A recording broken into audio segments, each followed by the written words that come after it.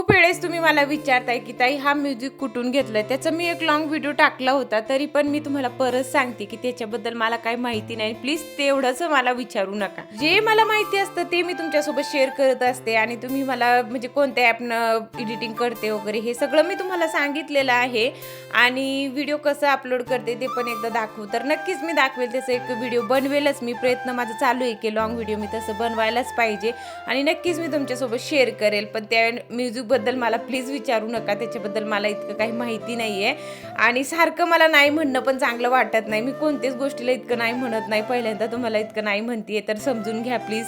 तरी ते ना जे काही घरातले कामं होते ते माझे आवरून गेले होते. दुपारच्या वेळेस माझ्याकडे टाईम होता, म्हटलं चला हे कामं करून ठेवते. जेवणाच्या टायमाला जास्त उशीर होत नाही हे करून जर मी ठेवले तर.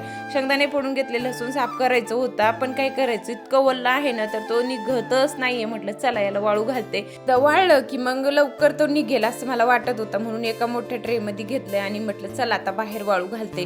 बाल्कनीमध्ये मस्त कडक ऊन येतोय, तिथे मस्त वाळून जाणार. वरती ठेवायची पण मला काही गरज नाही. तर तेही वाळू घातलं. त्याच्यानंतर आहे ना माझ्या बाळाला खूप दिवसांनी इडली खायची होती. आता ताईनं बनवली होती तेव्हापासून त्याला पाहिजे. म्हटलं चला आज भिजूनच टाकते. आणि माझ्याकडं ना बाहेरची जे बिना सालची डाळ असते ना ती थोडीशी होती. म्हटलं चला त्याच्यापुरतं झालं बस झालं.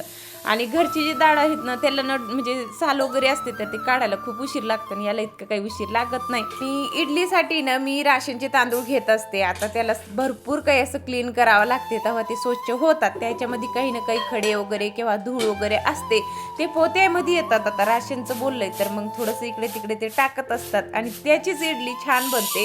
दुसऱ्या तांदूळची बनते की नाही मला नाही माहिती, पण मी हे नेहमी याचंच करत असते. आता जितके मला तांदूळ लागत होते तितके मी निवडून घेतले. म्हटलं त्याच्यामध्ये जे काही खडे वगैरे असतात ना ते काढून घेतले. त्याच्यानंतर आता धुवून घेते. एकदा धुतलंय ना तर बघू शकता किती घाण पाणी निघतंय. पूर्ण असे धूळ वगैरे असतात ते पोतेमध्ये आणतात राशनचे तांदूळ. माहितीच आहे आपल्याला कुठे कसं भेटते ते, म्हणून एका पाण्याने तर धुवाच लागते. तर मस्त धुवून घेतले होते. नंतर परत पाणी टाकले, मस्त भिजू घातले. आता राहिलेले दुसरे कामं सुद्धा आवरायचे होते पण 5 वाजले की काहीतरी पोटाला लागतच. आता चहा सोडून दिले तर मग असं काहीतरी पोटात जायलाच पाहिजे ना. तर एक संत्रा होती, म्हटलं चला तेच खाते. मस्त ते एन्जॉय केलं. त्याच्यानंतर स्वयंपाक सुद्धा केलं होतं. आज जेवणाचं मी काहीच घेतलं नाही, कोणतं शूट केलं नव्हतं. डायरेक्ट संध्याकाळचं घेते म्हणजे 8 वाजेचं. तर जेवणं वगैरे आमचे झाले होते. त्याच्यानंतर इथे काही थोडेसे बदाम, मनुके, काजू हे सगळं भिजून मी रात्रीचं ठेवत असते आणि सकाळी मीच खाते.